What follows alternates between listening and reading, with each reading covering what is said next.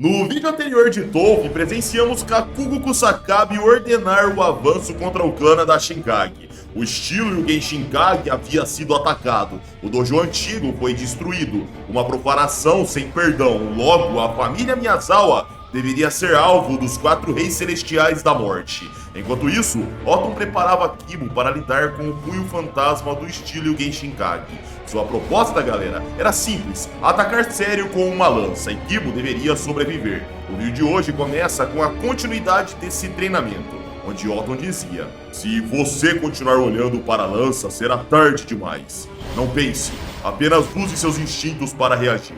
Nessa hora, Kibo era estocado no corpo, Otton olhava preocupado e dizia: Kishi, você está bem? A cena cortava para minutos depois, onde Otton costurava Kibo e dizia: parece que teremos que ser um pouco mais pacientes enquanto lidamos com isso. Você já foi cortado mais de uma vez. Kibo questionava: você é muito bom nisso, não é? Otton respondia: é porque eu já tive que lidar com muitos ferimentos na minha vida. Você causa a lesão e depois a cura. Esse é o Nadashinkage. Kibo dizia: mesmo que você me corte, você pode simplesmente me consertar. Então vamos continuar. Otton questionava: você realmente acha que sua vida não vale nada? Kibo respondia: não é nada disso, isso aqui é treinamento. Minha vida não está em perigo real. E mesmo que estivesse, às vezes você precisa enfrentar o perigo para crescer como lutador. Otton questionava: Kishi, por que você quer ficar mais forte? Kibo respondia: talvez seja porque nasci em uma família forte. Então, de certa forma, isso explica por si só o fato de eu querer me tornar forte. Otton dizia: mas precisa haver um motivo para te impulsionar a continuar a se fortalecer. Kibo respondia: eu realmente não tenho uma resposta para isso. E será que você deveria me perguntar isso, Otton? Otton respondia: seria uma pena você seguir em frente se tornando forte sem um objetivo ou um propósito claro. Você ainda é jovem, então talvez devesse tentar viver um tipo de vida diferente.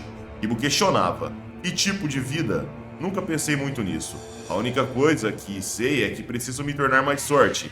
E não é o tipo de força que você ouviria de um campeão de MMA ou boxe dizer. Meu tipo de força vem apenas de me desafiar. Não importa o que aconteça, quero ser capaz de lidar com qualquer coisa. Kibo começava a golpear o saco de pancadas de forma leve e dizia: um dia quero ser forte o suficiente para acreditar na minha própria força e chegar ao topo. Até alcançar esse sonho, não há mais nada em que eu deva pensar, me preocupar ou até mesmo sonhar. Otton gostava do que ouvia, mas os pontos de Kibo no antebraço estouravam. Ele voltava a sangrar e dizia: ai, meus pontos abriram. Você vai ter que me costurar de novo, pai. Otton dizia: depois disso vamos voltar com o treinamento. A cena cortava para minutos depois, onde Otton apontava sua lança e voltava a atacar enquanto dizia: você tem que sair da frente quando a lâmina estiver chegando na sua direção. Você tem que sincronizar seus movimentos com o momento certo. Pare de tentar fazer tudo com seus olhos. Antecipe para onde a lâmina vai, então feche a distância. Não hesite, apenas mova seu corpo por instinto. Otton dava uma estocada que pegava no peito de Kibo, então ele arregalava seus olhos, mas rapidamente percebia, galera, que na verdade aquilo era uma imagem residual. Kibo desaparecia da frente e entrava com o direto, mas antes de acertar, obviamente ele parava e seu pai dizia: lembre-se do tempo que você usou para atingir essa etapa. Você também precisa garantir que seu corpo reconheça esse tempo. Kibo dizia: dê mais um passo para ficar mais forte. A cena nessa hora cortava para horas mais tarde, onde Kakugo Kusakabe dizia olhando de um prédio: nessa rua movimentada caminha um homem que já foi conhecido como o artista marcial mais forte. Seu nome é Sonoe Miyazawa. Pelo que se sabe, ele ainda não perdeu uma luta, e foi ele quem derrotou o homem conhecido como Phantom Joy. E entre os 3 irmãos Miyazawa, ainda não está muito claro quem é o mais forte atualmente. A cena cortava para Kibo, chegando no hospital com um monte de livros e dizendo: aí, Kiryu, trouxe alguns livros novos para você ler. Kiryu questionava: e o livro que eu pedi para você pegar na livraria? Você trouxe? Kibo respondia: eu encomendei, mas ainda não chegou. Fora que você tem mais de 1000 livros aqui. Eu já ouvi falar que quando você fica mais velho, a pessoa acaba gostando de ler. Mas isso aqui me parece exagerado demais, tá?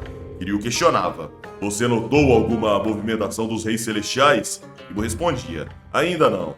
Kiryu pontuava: não se preocupe.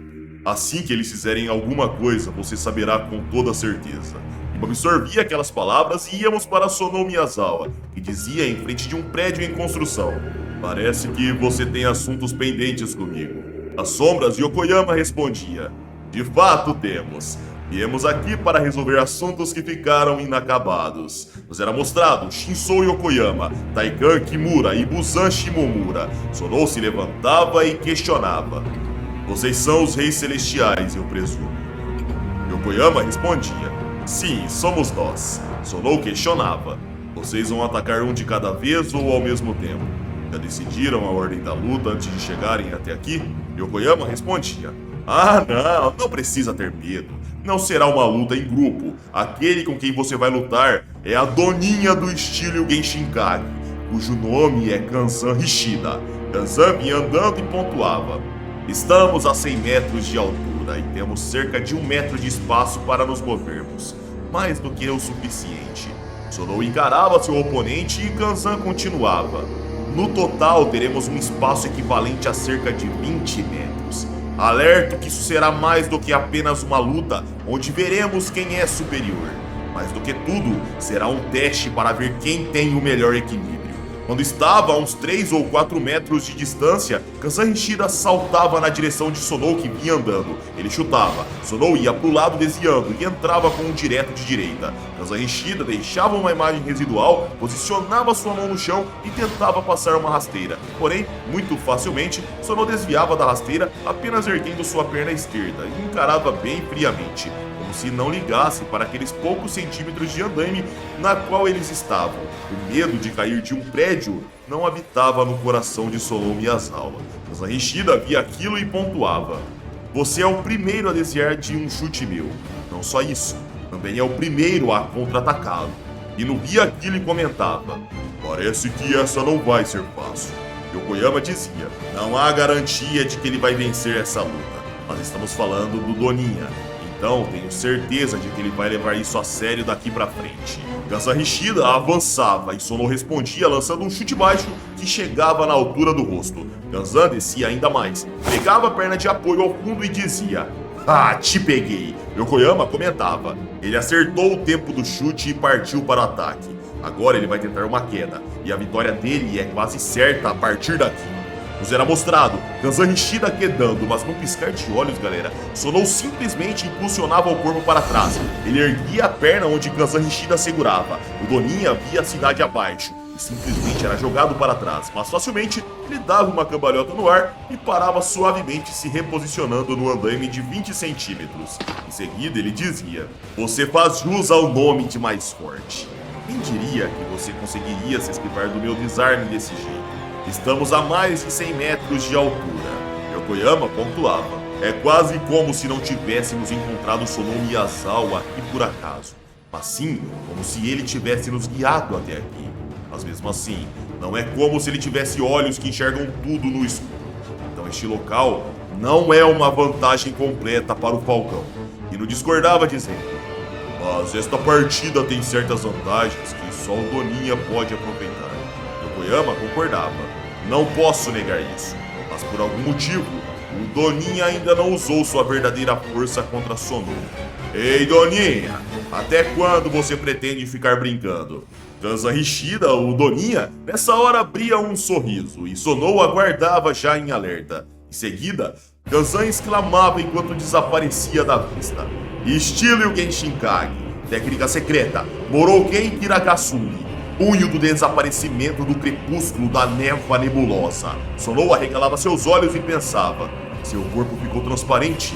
Nos era mostrado Kanzan Hishida, galera, de fato ficando transparente. Só que em seguida, algo extremamente rápido disparava e passava cortando o rosto de Sonou Miyazawa. O Doninha parava a sua aceleração ao fundo, se virava sorrindo e Sonou pensava: assim como o demônio Kamaitachi, que habita as montanhas e florestas, a Doninha ou o furão que usa uma foice, e vai matar sem que o alvo perceba quando já for tarde demais. Kanzan se preparava para avançar e dizia enquanto desaparecia da vista: vou mostrar os resultados desta técnica que aperfeiçoei ao longo destes 20 anos treinando. Consigo desaparecer completamente diante de qualquer pessoa que esteja na minha frente. Kanzan sumia da vista novamente e disparava como o próprio demônio Kamaitachi. Sonou rangia os dentes frustrados e era cortado no supercílio. Sangue começava a descer por sua vista e Yokoyama comentava: sem dúvida, sua agilidade não se compara de antigamente. Ele evoluiu demais. E até seus golpes, que antes mal conseguiam cortar carne, parecem ter ficado mais fortes. E aqui, galera, só um adendo. Vocês viram o Kanzan Hishida atacando o Mikogami. Ele foi capaz de cortar uma prótese de ferro com seu cotovelo como se não fosse nada. Logo, a gente nota a tamanha resistência de Sonou Miyazawa enfrentando esse cara. Dito isso, vamos continuar. Kanzan pontuava: treinei meu cotovelo especificamente para este movimento. Este cotovelo e este movimento definirão minha posição entre os reis celestiais. Yokoyama dizia: como ele ainda não viu o nosso crescimento após esses 20 anos, talvez esteja pensando demais no futuro e se achando demais. Mas ele está mostrando algo que realmente vale a pena ver. Ele consegue dilacerar completamente uma pessoa usando essa técnica e o cotovelo. Sem dúvida, é uma habilidade impressionante. Íamos para Sonou, que pensava: o corte sobre a sobrancelha que ele fez tinha o objetivo de fazer o sangue entrar no meu olho. Tudo isso faz parte de uma estratégia para enfraquecer minhas habilidades de luta. Sonou via Kanzan se aproximando sem desaparecer e continuava divagando. Mas não é possível um corpo simplesmente desaparecer assim. Então o truque dele é: ele salta. Nos era mostrado o Kanzan deixando de fato a imagem residual abaixo, galera. Porém, ele não estava invisível, pois quando Sonou o encontrava no salto acima, ele já acertava uma joelhada certeira. Yokoyama e Hiro se surpreendiam. Uzama tinha-se sereno como de costume e Yokoyama questionava: ele derrotou a técnica Kirakasumi dele? Kanzan começava a cair, mas com o tornozelo, ele segurava o andaime e parava de ponta cabeça. Mesmo com o sangramento nasal e naquele ângulo completamente desfavorável, o Doninha, que se assemelhava ao demônio Kamaitachi, sorria e dizia: ufa! Essa foi perto. Hino comentava: assim como esperávamos, o Doninha escapou da morte por pouco e ainda está sorrindo. Nessa hora, uma tempestade começava no ambiente. Relâmpagos e ventanias sopravam pelo prédio em construção. Kanzan subia no andaime e dizia: bem, você quase me matou aqui e agora. Sonou mantinha-se calado e nos era mostrado o corte no seu supercílio sangrando bem do seu olho esquerdo. Yokoyama via aquilo, percebia que Sonou não se abalava e pontuava: com certeza o Doninha nunca enfrentou algo assim antes. Embora este lugar seja tão vantajoso para ele, a luta está sendo extremamente acirrada. A chuva começava a cair e Yokoyama continuava: mas agora até o céu se torna um aliado do Doninha. A chuva da noite esconde as luzes de neão e turva a visão daquele que já está completamente desfavorecido. Sonou não pode ter visto através do Kiragasumi. Ele apenas concluiu e antecipou onde seu oponente estava.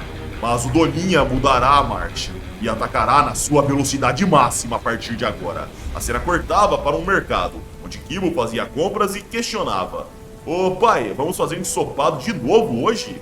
Gordon respondia: sim, preparar ensopado com muitos legumes proporciona uma alimentação boa e bem equilibrada. Kibo dizia: ah, mas mesmo assim eu gostaria de uma boa porção de carne de vez em quando.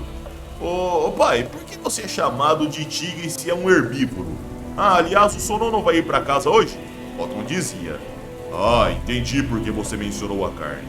Bem, se o Sonou vier, também compraremos a carne que você pediu. Kibo sorria animado e a cena cortava para ele saindo do mercado. Ao olhar para fora, Kibo comentava: caramba, olha só, a chuva tá caindo ainda mais forte agora. Retornávamos para o combate, onde Sonou pensava: ele está começando novamente com o Kiragasumi. Será que ele pretende usar a mesma técnica? Quando Kanzan desaparecia da frente, ele surgia atrás de Sonou e o pegava num mata-leão. Ino se animava ao ver aquilo e comentava: oh, ele pegou o pescoço em cheio. Yokoyama dizia: ele o pegou mais uma vez, mas não foi em cheio. Só que ainda assim, é só uma questão de tempo agora. No combate, Kanzan Hishida questionava: você acha que eu sou leve, não é, Falcão? De repente, galera, Sonou começava a pesar e Kanzan dizia: mas veja só como vou ficar pesado como uma estátua. Estilo Yugen Shinkage, Zoukai, armadura de elefante. Yokoyama pontuava: o Zoukai aumenta o peso.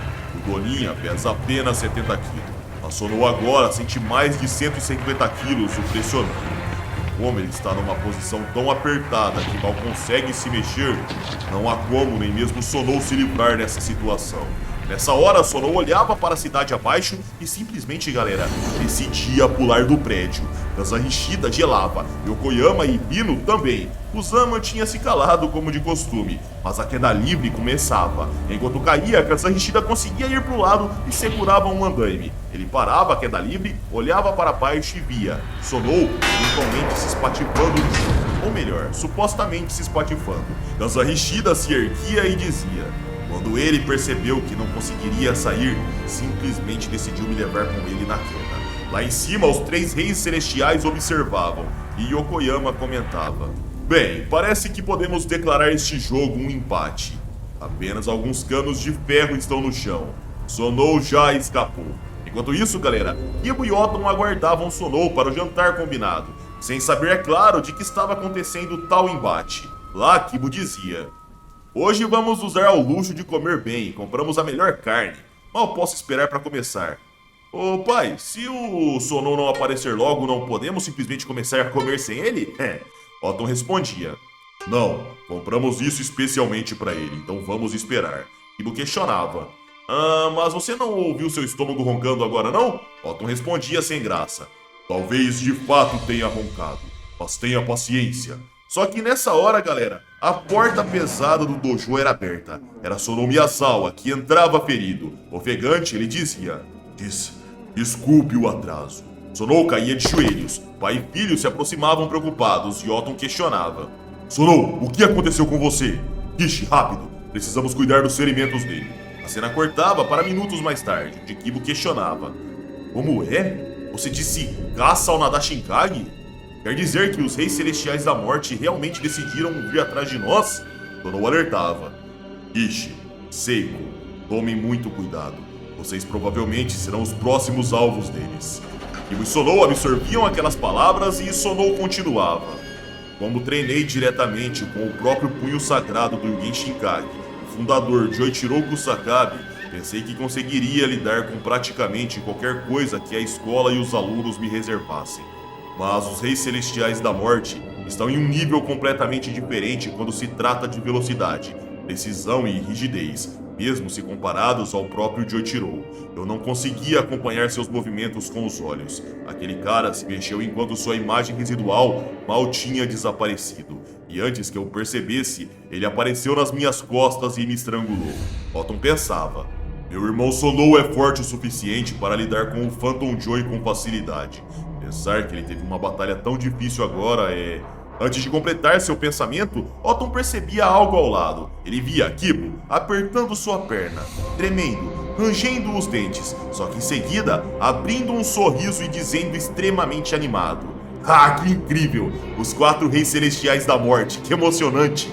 Meu coração já tá batendo forte. Sonou adicionava: E tem mais. Eu o vi. Kibo questionava: Hã? Quem? Sonou Miyazawa respondia: Enquanto eu caía do prédio, eu vi Kakugo Kusakabe. No flashback, ao ver Kakugo, Sonou conseguia ver uma corda ao lado. Ele a agarrava e ia para a lateral de um andaime nos últimos metros antes de cair. Os ferros batiam no chão e voltávamos para o presente, onde Oton questionava: Você quer dizer que o líder espiritual do Genshinkage também estava lá? Sonou respondia: Eu nunca o conheci pessoalmente. Ouvi em fotos ou vídeos, mas não há dúvidas de que aquele era Kakugo Kusakabe. Kibo absorvia aquele nome e Oton questionava: Então você acha que foi Kakugo Kusakabe que os fez ir à caçada ao Nadashinkage? Sonou respondia: Bem, isso eu não sei, mas não há dúvida de que ele está envolvido de alguma forma. Escute, Kishi, tenho quase certeza de que você vai se deparar com o Kakugo Kusakabe mais cedo ou mais tarde. Afinal, ele é o líder espiritual do Yugen Shinkage. E dessa forma épica, senhores, o vídeo vai chegando ao fim.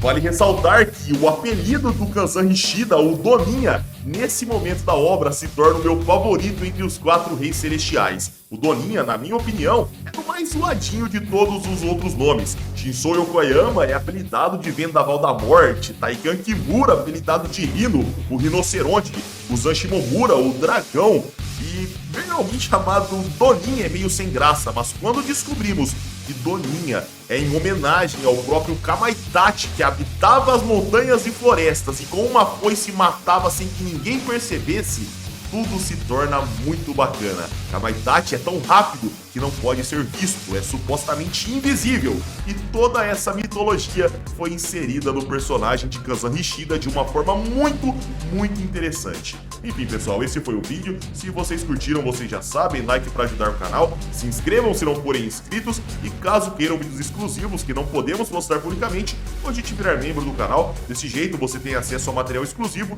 e de tabela ajuda a Sociedade Z a continuar crescendo aqui no YouTube. A gente tem muita coisa bacana para trazer, Dolph tem muita coisa legal que vai ser trazida para vocês ainda.